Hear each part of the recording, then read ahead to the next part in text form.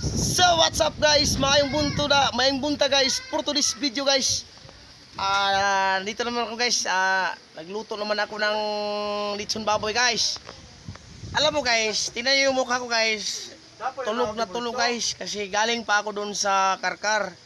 Saba kami kagabi ng Pasigarbo sa Sugbo, Dalagit o Tanon Dalagit. Kaya guys, umuwi ako kaninang madaling araw mga 4 AM. Kaya ito yung ano ko guys, ito yung ginawa ko, nagkatay pa ako ng baboy at saka tinuhog ko pa at saka ano guys, nililitson ko guys. At saka yung taga-ikot pala ko guys, si Arnel Vlog.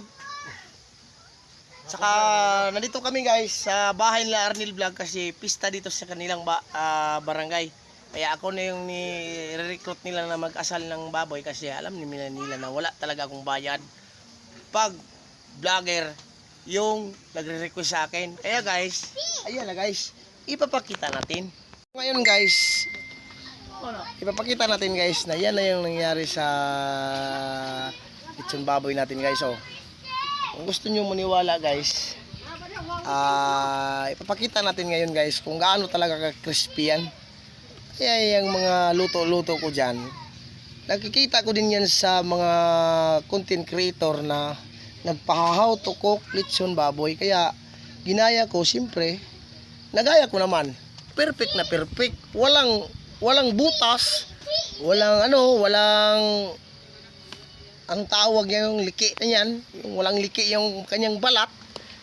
Oh, siyempre kita natin, ihinto mo idol. Oh, yan. Tingnan nyo guys. May ano ba? Wala.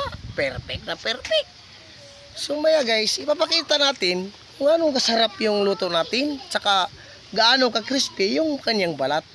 Kaya guys, kung sinong gustong magpapasal dyan, PM lang guys sa akin. PM Isdake or PM Isdake na Arnel Vlog para maano ko kayo, ma-update ko kayo at maka-update kayo sa akin na gusto nyo magpapasal ng lechon baboy guys. Sige, pakita natin mamaya guys kung paano kakainin yan.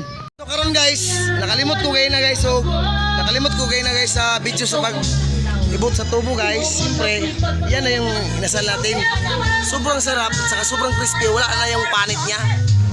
Pero nandito ba yung ano niya guys, crispy kayo. Ayan na, yan. So, ganyan ako magluto ng inasal guys.